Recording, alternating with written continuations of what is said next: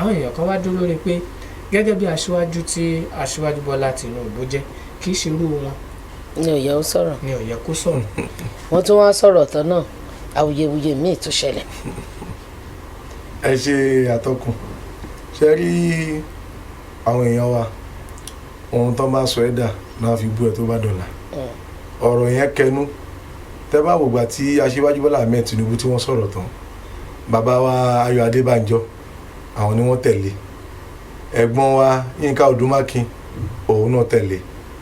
kí Akérèdọ́lù tó wá sọ̀rọ̀ lé pé ohun tó sọ ó bófin mu ọ̀rọ̀ Àmọ̀tẹ́kùn kò sẹ́ni tí ò fọwọ́ sí i àmọ́ tó máa ní pé oró ẹbí ọba mọ̀ bò sí orókè wọn á bá a ké òun ni tí aṣíwájú Bọ́lá Ahmed Tinubu ń sọ àwọn èèyàn kan tí ẹ pé wọ́n fẹ́ gọ sábẹ́ pé kí Tinubu kó sọ̀rọ̀ sí ààrẹ tó wà lókè ẹ tí gbọ́ Yorùbá mi wọ́n fẹ́ kó sọ̀rọ̀ sí ààrẹ tó wà lókè ọ̀rọ̀ Fúlàní àti àwọn darandaran tó jẹ́ Fúlàní àtàwọn àgbẹ̀ ọ̀rọ̀ tó ti pẹ́ ni kì í ṣe Tinubu ló dá Nàìjíríà kalẹ̀ lóòótọ́ ó jẹ́ ìkàn ọ̀tọ̀ ọ̀kùlú tó jáde nínú ìran Yorùbá bàbá Ọbásanjọ́ ò tí ì sọ̀rọ̀ ó ti di ààrẹ orílẹ̀-èdè yìí rí kò tí ì sọ ha ọba wa Àwùjalẹ̀ wọn ò tí ì sọ̀rọ̀ Ọọ̀ni of Ifẹ̀ wọn ò tí ì sọ̀rọ̀ bàbá wa Aláàfin Ọ̀yọ́ wọn ò tí ì sọ̀rọ̀ bàbá Olúbàdàn wọn ò tí ì sọ̀rọ̀ Ààrẹ Ọ̀nà Kakanfò òun ti sọ̀rọ̀ gbogbo àwọn èèyàn yìí wọ́n pọ̀ mẹ́rin Ìbíkúnlé Amósùn tó jẹ́ ẹyin lójú ààrẹ Buhari kó sọ kọ́kọ́ ẹ wá ní Tinubu kó sọ̀rọ̀ kó gbé agbádá kó lọ jà l'Ábùjá ní àbí kíni ohun tó dẹ̀ so bí àgbàlagbà lílàdá ṣe máa ń ṣe nìyẹn wípé lóòótọ́ o Àmọ̀tẹ́kùn ohun táwọn èèyàn kan ń wò ní wípé bóyá wọ́n fẹ́ fi dàlú rárá Àmọ̀tẹ́kùn dáa kódà ó ń jẹ́ kí tẹ̀síwájú máa bá democracy tá là ń ṣe ìyẹn pé internal security because local problem ni Àmọ̀tẹ́kùn fẹ́ set out kò ń ṣe pé ó fẹ́ gbaṣẹ́ ọlọ́pàá kó gbaṣẹ́ ọlọ́pàá ṣe ẹ̀kejì ẹ̀wẹ̀ ẹ̀yin gómìnà tẹ́ dá kínní yìí lẹ̀ ẹ jókòó kẹ́ fi kòlùkùn pẹ̀lú Attorney General of the Federation kẹ́ kó àwọn Attorney General tí yín náà ní state kẹ́ kó wá ìgbà tí Tinubu yìí tóun ṣe LASTMA lẹ́kọ̀ọ́ kò sí state náà Nàìjíríà tó ní LASTMA tó ní state traffic control system Tinubu dá tiẹ̀ lẹ̀ kó tó di pé dálẹ̀ Lagos House of Assembly wọ́n enact law òfin ló fi gbé kalẹ̀ ìgbà tí bàbá wa Ògúnlẹ́wẹ̀ nígbà náà tó jẹ́ Minister for Works tó jẹ́ ọmọ ẹgbẹ́ PDP àti Bọ̀dé George tí wọ́n fi ń bá Tinubu jà pé LASTMA o wọn ò gbọ́dọ̀ mú àwọn èèyàn ní Federal Road ni wọ́n sọ ìyẹn ní Tom Milan Bridge Ọbalẹ́ndé Lagos Abẹ́òkúta Expressway Lagos Ìbàdàn Ọjọ́ta gbogbo àwọn tó jẹ́ Federal Road Ìkòròdú Road wọ́n dẹ̀ bọ́ sí State Road LASTMA ṣiṣẹ́ ọ̀gbọ́n State law ló enact wọn ìyẹn túmọ̀ sí wípé bàbá wa gómìnà Èkìtì tó jẹ́ chairman Nigerian Governors Forum àwọn náà kò kù àti bàbá wa gómìnà Ondo State Akérèdọ́lù tó jẹ́ senior advocate of Nigeria àwọn náà kò kù bàbá wa gómìnà lẹ́kìtì Káyọ̀dé Fáyẹmí ó ní PhD in war studies tọ́mánìyàn ní PhD in war studies he was formerly a lecturer ní Sokoto Nigerian Police College Sokoto irú èèyàn bẹ́ẹ̀ yẹ kó mọ̀ pé kíyàn tó gbé òfin Àmọ̀tẹ́kùn jáde tí wọ́n á máa fi òfin múlẹ̀ pé afẹ́mú lágbájá báyìí kidnapper ni afẹ́mú lágbájá báyìí dáràn ni ó gbọ́dọ̀ ní òfin state yẹn tó back it up ṣé ohun tó jẹ mọ́ bẹ́ẹ̀ àwa gómìnà wa kóra wa jọ with fanfare pẹ̀lú àríyá àwa aládá Àmọ̀tẹ́kùn sílẹ̀ kẹ́ àmọ̀bòsí orókè nìyẹn wọn ò ní bá wa ké Attorney General tó sọ bẹ́ẹ̀ ọ̀rọ̀ òfin ló sọ pé illegal ni kò sí òfin state yín tó fún yín láǹfààní tó sọ fún yín pé kẹ́ ẹ dá òfin Àmọ̀tẹ́kùn sílẹ̀ àwọn gómìnà adẹ̀kẹ̀rẹ́ ojú ìṣáájú ni wọ́n ń ṣe àti rí gómìnà tó wà nílẹ̀ yìí tó kọ lẹ́tà within 24 hours láàrin ọjọ́ kan correspondence ó lóun ní di 10 billion naira loan ìyẹn his excellency governor Ṣèyí Mákindé láàrin 24 hours ni speaker Débọ̀ Ògúndóyin ni wọ́n buwọ́lù irú gómìnà bẹ́ẹ̀ ó lè fi ránṣẹ́ sí House of Assembly Ọ̀yọ́ ń bí pé a fẹ́ dá Àmọ̀tẹ́kùn lẹ̀ o pẹ̀lú àwọn akẹgbẹ́ mi ní Ọ̀yọ́ ní South West o ẹ bá wa buwọ́lù òfin yìí o kò ní lo wákàtí méjì kódà kó tó di pé wọ́n gbé ayẹyẹ lẹ̀ láàárọ̀ ọjọ́ yẹn ní Ìbàdàn bí wọ́n ti buwọ́lù òfin ìyẹn túmọ̀ sí pé àwọn gómìnà wọn ẹ mọ ohun tí ẹ kàn ṣe wọn ò ṣe àwọn náà fi wíńdò yẹn lẹ̀ kí Attorney General lọ́wọ́ sọ ohun tó sọ ló correct òfin ni and Ọ̀yọ́ state àbí South West kò ń ṣe isolated region. tá a bá wá wò ó pẹ̀lú ọ̀rọ̀ tí Tinubu sọ ó ní ọ̀rọ̀ tí Malami sọ ó ní ó ti tètè jájú kò yẹ kó sáré sọ pé kò bá òfin mu ó ní káwọn gómìnà náà wá foríkorí kí wọ́n wáyè láti lọ ṣe ìpàdé papọ̀ pẹ̀lú láti ṣe ìpàdé papọ̀ ṣáwọn àmọ̀tẹ́kùn wà dáwọ́ dúró dìgbà tí wọ́n fi yanjú ọ̀rọ̀ yìí ní àbíṣẹ́ wọn mọ̀ tẹ̀ iwájú. wọ́n dáwọ́ dúró ìdí tó máa fi dáwọ́ dúró ni wípé ṣé ẹni tá bá fi òfin gbé kalẹ̀ iléeṣẹ́ wa yìí ọlọ́jọ́ kó máa gbòòrò sí. àmín. ó ní òfin ó ní rules ó ní guide ó ní gbèdéke tá a fi gbé kalẹ̀ tí ò bá sí gbèdéke ni mo lè wá láago 2 àárọ̀ kí n jókòó síbi kẹ́lá adéṣọ̀kan a fẹ́ bẹ̀rẹ̀ ètò ọ̀nà ṣé bẹ́ẹ̀ ṣe ẹ ní òfin ẹ nígbà tí àlejò ó wọlé ẹ nígbà ẹgbàá ti bẹ̀rẹ̀ ètò ó nígbà tí fi gbèdéke sí tó bá dìgbà báyìí òfin ni kò sí òfin tó gbé àmọ̀tẹ́kùn lẹ̀ a ní àwọn ẹgbẹ́ kan tá a dálẹ̀ bẹ́ẹ̀ rí mi ò fẹ́ dákọ̀ wọn orí afẹ́fẹ́ la wà yìí akápẹ́ ní local militia ìyàwó náà ń gbàgbà tó yá ohun tó dẹ̀ fi dálẹ̀ ńgbà yẹn pé ńgbà tí wọ́n mú Abíọ́lá pé ó dá ọ̀káwá náà ní ẹgbẹ́ tiwa o àwọn ẹgbẹ́ ọmọ Oòduà o ká má jẹyàn gbára fún ọmọ Oòduà o nígbà tó yá tí Abacha wà mẹ́ tí Abacha lọ tán ó di pé wọ́n ń bá yàn gba gbèsè ládùúgbò ó gbé láńlọ́ọ̀dù tí ó bá fẹ́ gbówó lọ́wọ́ tẹ́nàtì tí ò sanwó lé àwọn ará bíi local militia yẹn ti mọ àwọn tí mò ń sọ wọ́n pín sí méjì ìkan lòun ń darí ìkan ìkan lòun ń darí ìkan ìyàwó náà ń gbà ládùúgbò ohun tó kò ṣe pé bẹ́ẹ̀ ọ̀rọ̀ àhesọ lélẹ̀ ayége làwọn dàgbà sí ó ń ṣẹlẹ̀ bẹ́ẹ̀ ní sọ̀lọ̀ ó ń ṣẹlẹ̀ bẹ́ẹ̀ yànnà pàjá bẹ́ẹ̀ wọn bá jẹ gbèsè bẹ́ẹ̀ ara bá jẹ ara wọn lówó àwọn ará bíi local militia àwọn náà ń bá wọn gba gbèsè tí wọ́n ń ná ànàbùdámi tó o bá sí òfin tó gbé àmọ̀tẹ́kùn lẹ̀ àwọn àmọ̀tẹ́kùn yìí náà ní tendency láti tẹ̀sẹ̀ àgẹ̀rẹ̀ kọjá mandate tí wọ́n fún wọn táwọn náà dàbí local militia ọjọ́ sí kọ́pàtàn tó kó àwọn méjì dà sẹ́wọ̀n ìyàwó náà ń gbà tíyàwó tọkọ ìyàwó ò gbọdọ̀ dún tẹ bá lọ yànnà pàjá gáràjì ni o Oṣòdì ni o pẹ́ńsìnìmà ni o láwọn obìnrin wa tí wọ́n ń tajà lọ́hùn ó di pé káwọn láwọn gbẹ́sẹ̀ lé tọkọ ò gbọdọ̀ sọ̀rọ̀ ńlé ọ̀rọ̀ àhesọ kọ́lé ọ̀rọ̀ kò ṣe fíìmù o tó ń ṣe bẹ́ẹ̀ gbá àfáàbàdà tí ò sẹ́ni tó yẹ wọn lọ́wọ́ ẹ̀ wò kó tó di pé ìjọba wá yíjú padà sí wọn à ń pè bí kan ní Agofure Motors ní ànàpájà wọ́n sungo mọ́tò ọbẹ̀ ni ọ̀rọ̀ obìnrin ló dájà lẹ́ láàrin wọn nígbà tí ò sí òfin àmọ̀tẹ́kùn òfin gbọdọ̀ gbé àmọ̀tẹ́kùn lẹ̀ kó má dàbí pé àáyá ta ni ó tójú ọmọ ẹ̀ ṣe tó bá tún wá ṣe ṣàkàṣàkà ohun tí Tinubu ń sọ ohun tó fẹ́ kí Tinubu sọ ò kò sọ kálukú pẹ̀lú ambition tó bá ní kálukú bàbá Adébánjọ bàbá ti wà ní 90 grandpa ni wọ́n jẹ́ sáwà yìí àmọ́ àwọn ọmọ ohun tó wà ń bẹ̀ tí bàbá fi ń takò Tinubu bàbá ló fìlì fọ́ọ̀mù fún Tinubu 1998 láti jẹ gómìnà lábẹ́ àsíá AD lẹ́kọ̀ọ́ lẹ́yìn ọdún méjì ní 2000 Tinubu àti bàbá wọn ọjọ́ rẹ́ mọ́ torí pé bàbá fẹ́ jẹ́ kí Jìmí Agbájé tó jẹ́ ọ̀rẹ́ Ọdúnmákin kó jẹ gómìnà lẹ́kọ̀ọ́ àwọn èèyàn wa tí wọ́n bá mọ̀ dé ọ̀rọ̀ wọn á kọ̀ bọ́ sí pé lábẹ́ báyìí sọ̀rọ̀ ohun tó fà á tí bàbá kí ni bàbá 90 fẹ́ gbà lọ bàbá ọmọ 67 torí pé àfikún máa tako ọmọ Yorùbá ọ̀rọ̀ ẹ̀hónú tó wà ńlẹ̀ pé àwa la mú ẹ wá kó di gómìnà lẹ́kọ̀ọ́ ó padà ní ká gbẹnu sọ́hùn ọ̀rọ̀ òṣèlú náà bàbá yìí ń sọ Afẹ́nifẹ́re tá à ń sọ ń sè ó ti di Afẹ́nifẹ́re PDP àmọ́ ohun tó Ọdúnmákin ti pa owó tó fi di kó ń dá lé iṣẹ́ lẹ̀ ṣebí printing press ló ń ṣe kẹ́nìkan wá jókòó máa bọ́ sínú pépà a máa sọ pé Tinubu kó gbẹnu sọ́hùn lẹ́nìí níbi tí ilẹ̀ Yorùbá dé lẹ́nìí lójúmọ́mọ́ lẹ́nìí tá a bá ń ka Ọbásanjọ́ á ka Tinubu á ka tó máa ka àwọn gómìnà á ní ka Ọdúnmákin á ní ka pa Ayọ̀ Adébánjọ ṣé wọ́n dìbò rí ni ẹni tó bá dìbò rí tó jẹ́ political conscious mind yóò sọ ọ̀rọ̀ sọ nígbà tó yẹ kó sọ nígbà tó yẹ kó gbọ́ nígbà tó yẹ kó sọ lẹ́yìn tó bá jẹ́ olóṣèlú Tinubu ò ṣọba ilẹ̀ Yorùbá.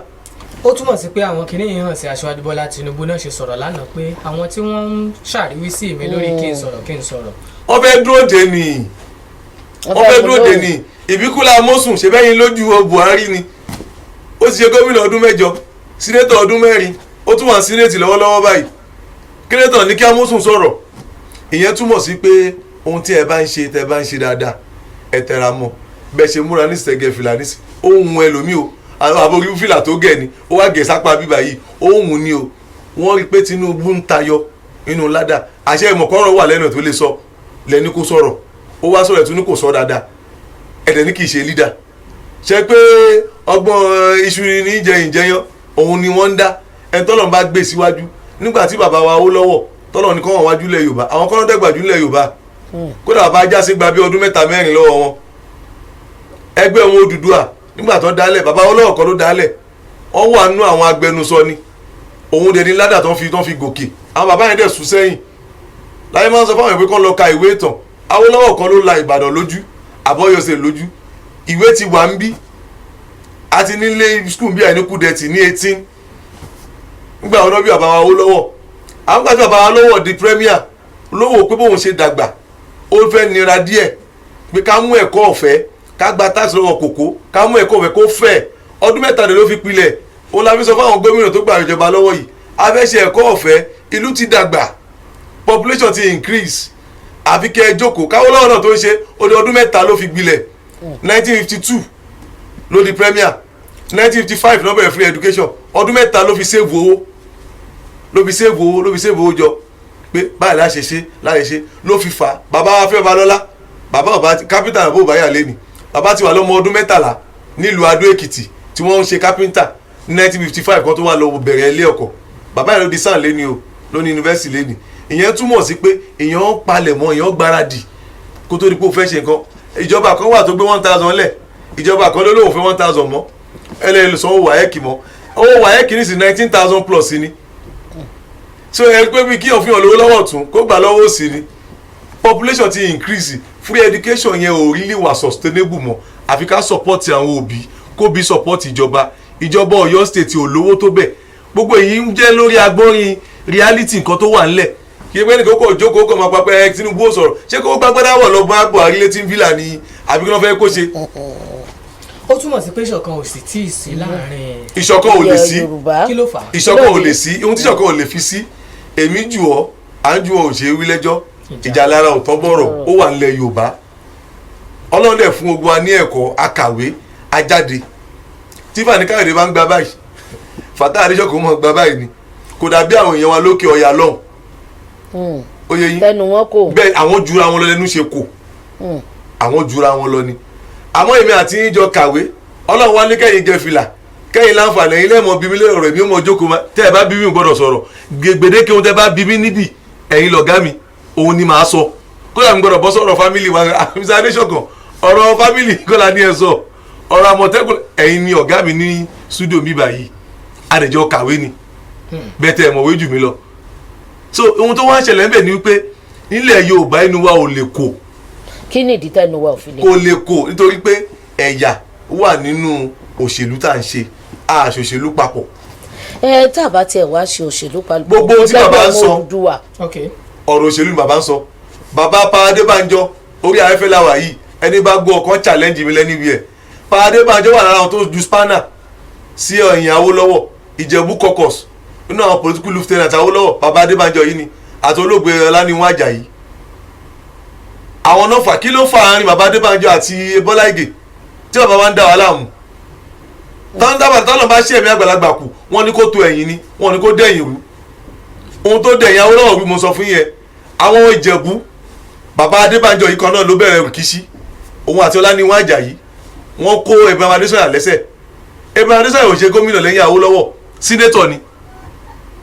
Bọ́lá Ìgè ló ṣe gómìnà ó dẹ̀ ní hierarchy tó ń fi ń tò ẹni tó bá ní executive power òun ni òun ló máa assume leadership òun ló bí Ayọ̀ Fásánmi ló bí Reuben Fásọ̀rántì Ayọ̀ Fásánmi dìbò lẹ́yìn Awólọ́wọ̀ as a senator tó wọlé Reuben Fásọ̀rántì kò gbégbá dìbò rí òun lẹ́wọ́n lẹ́fẹ́ fi ṣe leader làwọn Tinubu ṣe faramọ́ pé irọ́ o Ayọ̀ Fásánmi tó dìbò rí lẹ́yìn Awólọ́wọ̀ òun ni kò ṣe leader kì í ṣe Reuben Fásọ̀rántì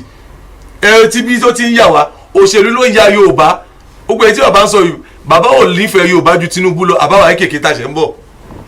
a ti kàwé pa wọn àmọ́ pa wọn gbogbo eléyìí PDP wing ni bàbá ti kọjá bí torí wọ́n ti fọ́ ẹgbẹ́ èdè mọ́ wọn lọ́wọ́. nígbà wo la ni máa fi ọ̀rọ̀ òṣèlú tó ilẹ̀ Yorùbá ó ń bọ̀ wá bẹ́ẹ̀ tẹ́bá wo bàbá Ọbásanjọ́ bàbá rílé oróde bàbá ò dúkútẹ́ lórí ọ̀rọ̀ yìí kódà gbà tí gómìnà wa His Excellency Governor Ṣèyí Mákindé tó lọ bẹ̀ bàbá láyé wò bàbá ò sọ̀rọ̀ kan ta gómìnà ló sọ̀rọ̀ bàbá ti jẹ general ó jẹ president rí kò sí president tí ó jókòó táwọn kókó làwọn jẹ pé àwọn jẹ local militia báwọn fẹ́ máa safeguard àdúgbò wọn kò rọrùn vigilante tí àwọn ọ̀rẹ́ wa bá ń dà á láàmú ládùúgbò pẹ́ẹ́fẹ́ ṣe vigilante ẹ sọ fọlọ́pàá vigilante ò lẹ́tọ̀ọ́ láti pààyàn tẹ́ bá mú ládùúgbò yín lóògùn láago kan òru gbogbo àdúgbò yẹn ni wọ́n kó ọjọ́ ìlẹ́ tó mọ̀ pé olè náà ní right pé ládùúgbò wa o àṣebíyí láti àwa sun táyà kódà táyà tá à ń sun àṣejù ni ẹ̀ ń ba títì jẹ́ ó yẹ kó wa kó tì wá mọ́lé ni à ń sun táyà ládùúgbò torí pé ó lè ń jà ta lẹ sọ fún ìjọba ló ní àdúgbò. ṣé ti rò pé ọ̀rọ̀ ètò ààbò wa ò ti kọjá ká máa dúró de ẹnìkan gbè wá níjà ṣé ọ̀rọ̀ ò ti di ká gbéra wa níjà báyìí. kò kọjá bẹ́ẹ̀ ìdí tí ò fi kọjá bẹ́ẹ̀ ni pé gómìnà Èkìtì lápèjúwe ó súnmọ́ Buhari bí kaṣọ ọrùn gómìnà Ondo àwọn tó wúlẹ̀ tó wà lábẹ́lẹ̀ mi ń tú fún yín o kẹ́nìkan má fi ọ̀rọ̀ mi bò wá lójú nínú ẹgbẹ́ APC àwọn tó súnmọ́ Buhari lé nílẹ̀ Yorùbá tó súnmọ́ Buhari dáadáa támọ́sùn kó wọn bọ̀dí onú wọn la Kérédolú wà nínú wọn la Fáyẹmí wà wọ́n wá rí nǹkan gbà tì lọ́wọ́ Buhari tí wọ́n súnmọ́ ẹgbẹ́ kan míì wà mẹ́ Tinubu tó lẹ̀ kó yín lọ mọ́ Buhari ẹ ti já sẹ́gbẹ̀ẹ́ Tinubu ẹ̀ tí wọ́n ń retí pé kó sọ̀rọ̀. ṣùgbọ́n àwọn gómìnà òtakùn tí bí Tinubu sọ. Wọ́n ti mọ̀ pé Tinubu náà ló lè bá wọn gba nǹkan lọ́wọ́ bàbá yìí nísìn tó ń gbà tí Tinubu bá gbé bàbá jókòó pé bàbá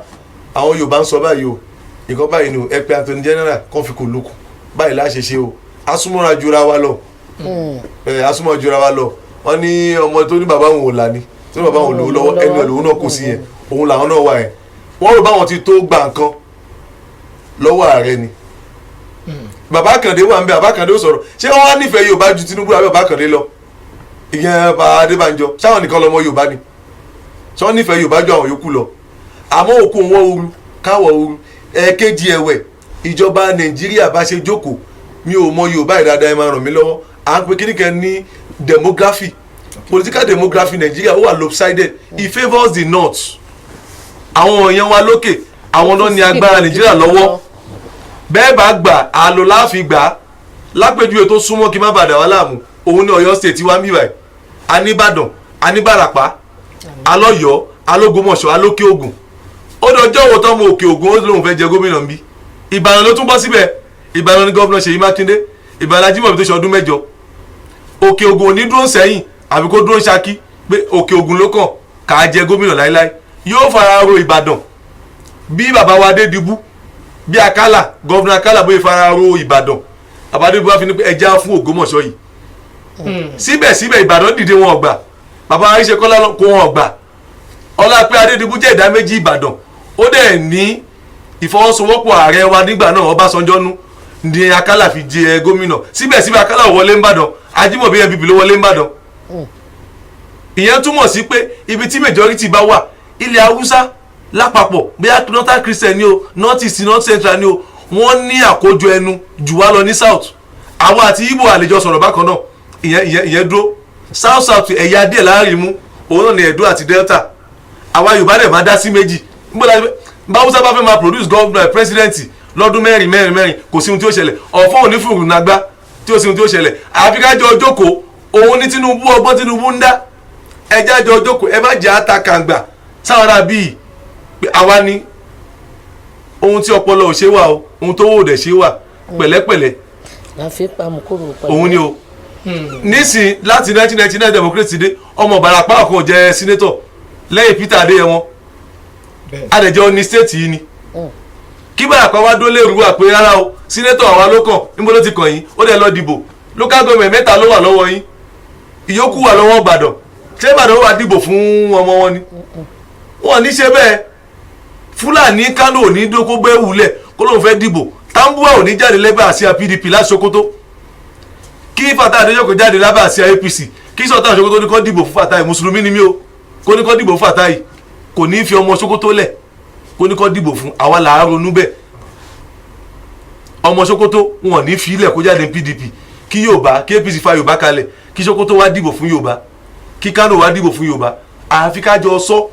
ibi ta ti nídìí bàbá Ọbásanjọ́ nìyẹn pé ẹ bá àwọn PDP yín sọ̀rọ̀ o Haúsá ṣe ọdún 8 o Yorùbá mi lẹ́ wà ní PDP àwa náà wá Yorùbá ní APC àbí bẹ́ẹ̀ kọ́ ẹ wọ́n mọ Ìgbò ní PDP àbọ̀mọ South and PDP kó yẹ pé South versus South kí Haúsá wa mú ètò òun wọn kán support ẹ̀ nínú South to North àbí South to ilẹ̀ Yorùbá àìjẹ́ bẹ́ẹ̀ bá Haúsá bá fi Haúsá lẹ̀ bí Yorùbá bá fi Yorùbá lẹ̀ Haúsá ní òwọlé o òun lọ́gbọ́n tí Tinubu ń dá tọ́ ni kó mórí wa kó fọ̀rùn lẹ̀. ṣé torí ẹ̀ náà ṣe fẹ̀sùn kàn pé torí ìgbìmọ̀ràn àti ṣàárẹ̀. kì í ṣẹ̀ṣẹ̀ nígbà tí bá délé nísìn tí mo kíyàwó mi tí mo ṣe dáadáa tí mo ra ọkọ̀ fún mo ra fóònù fún ó wá ní mo ti gbọ́ pé o ti níyàwó kan ní Impact FM àyè bó ba lè fẹ́ yàwó kejì báyìí ó tó ń torí mo fẹ́ fẹ́ yàwó kejì mo fẹ́ kó jà náà mo ṣe ń fún ẹlẹ́bùn ó tó ń torí kò sábúrú ń bẹ̀. ẹja fìyàn fẹ́rẹ̀ sí ẹ̀rọ ìbánisọ̀rọ̀ sọ̀rọ̀ wa síta ẹ̀yin olólùfẹ́ wa tẹ̀ ń wò wá nínú lẹ́yìn náà láǹfààní láti bá wa dá sí ètò ohun tá a ṣe ń gbéyẹ̀wò náà ní awuyewuye eléyìí tó ṣúyọ lẹ́yìn ìgbà tí Tinubu sọ̀rọ̀ lórí ti Àmọ̀tẹ́kùn ojú òpó tẹ́ ilé ìpè wá sí náà ní 081-147-77841 081-147-77841 ẹ káàárọ̀ sà. hello sà ẹ káàárọ̀ sà. yes sà orúkọ yín àti ibi tẹ́ ẹ ti pè wá. ẹ káàárọ̀ o. yes sà orúkọ yín sà àti ibi tẹ́ ẹ ti pè wá. àtọ̀lá ló sọ̀rọ̀ láti Niger State bàbá àbèjì. ẹ ṣeun bàbá àbèjì ẹ káàárọ̀ sà. mo kí gbogbo ilé akó àti ojoojúmọ́ rẹ yóò máa fọ́ wa o. àmín. mo kọ́kọ́ fẹ́ kí arákùnrin mi tó jókòó sílẹ̀ yẹn torí pé ó sọ̀rọ̀ gẹ́gẹ́ bí akíkanjú. mo sì fẹ́ kí mo kọ́kọ́ fẹ́ gbàgbọ́rọ̀ pé títí mi sọ ó sọ lọ pé kò tọ́ muslim ní ẹ̀sùn tó ìkẹ́ tó ṣẹlẹ̀ ló ṣe ọ̀yà a lè fọ́ pé nǹkan tí mo fẹ́ sọ ni pé òtítọ́ ló ń bọ̀ sílẹ̀ lékè gbogbo títí tó bá ti wà náà gbìyànjú láti mọ̀ sòtọ́ bó ṣe sọ lórí atẹ́gùn títí gbogbo ojú ló rí ọ tó Ọlọ́run á máa tẹ̀ síwájú sí rere. àmín. bẹ́ẹ̀ ní ọ̀rọ̀ àwa Yorùbá mo sọ níjọ́ kan lórí ètò yìí pé ojú wà ní ilẹ̀ Haúsá ọlá ojú èyí lágbára Ọlọ́run ló máa pé ogún ìjọba pẹ̀lú léèwé ọdún 44 good years ló sì gbé ìlú Káyìí nígbàgbẹ́ rí àgbéjọ 24. so nǹkan tí mo fẹ́ ká mọ̀ ní pé nǹkan tó ń ṣẹlẹ̀ yóò jẹ́ ẹ̀yà tí wọ́n bá tẹ̀ ń kírun lọ́wọ́ ní ìsìnkú tíjà kan bá ṣẹlẹ̀ tó sì ń pọ̀ fáwọn ènìyàn wọn ò já ìrìn yẹn. mo sọ àtúbọ̀yá lè wọlé tó sọ ìgbà pọ́ gbèsègbèsè mo wà nínú union for almost 20 years. so nǹkan tí mo fẹ́ sọ ni pé àwa Yorùbá ìdí pé bí a sọ pé inú lọ̀rọ̀ gbé tí ló gbé tó wà pé gbogbo wa àwa jíjẹ́ mi yẹn lọ. Ṣé wá ní àwọn tí wọ́n sọ pé Yorùbá bóyá ẹnu olè kò ẹ jẹ́ ká mú kó nínú ìfẹ́ gẹ́gẹ́ bí ọba tó jẹ náà yọ ìgbà kan ní ìlú lọ́sẹ̀ tó sọ pé báyà alólẹ̀ ọ̀tọ̀ ó sọ pé ẹni Yorùbá òbí fún ẹ jẹ́ ká bẹ̀rẹ̀ sí sọ pé ni wọ́n kò tí ò bá ṣe bẹ́ẹ̀ orílẹ̀-èdè Nàìjíríà gbogbo orílẹ̀-èdè Nàìjíríà yìí ọwọ́ àwa Yorùbá lọ́nà ń gbé mọ́ àwọn aṣọ tí ẹni tó yẹ kán máa ti sẹ́yìn mọ́ tí ẹ wá lọ́rọ̀ tí Tinubu sọ ó mọ́tò lọ́wọ́. ẹ̀rọ ó ń yíra rẹ̀ lọlẹ̀ fúnra rẹ̀ láti Kánjọ náà ó jìnnà díẹ̀ ìpínlẹ̀ ọ̀nà Niger. ẹ ṣeun bàbá wa 081-477-7841 081-477. hello ẹ káàárọ̀. ẹ káàárọ̀ sà. orúkọ tèmi ni ẹjìnà bísọ̀ láti èlò ìyàwó rẹ̀ ní kẹ́bí state. láti Kebbi State ok. mo kí àlejò àti ẹgbẹ́ wa náà ní ìdáhùn nílà táyé ìdúró. àmín. ilé-iṣẹ́ IATV náà ló ń bàjẹ́ ọ. àmín ẹ ṣeun. ṣe rí tó wà lóde ní ìsinyìí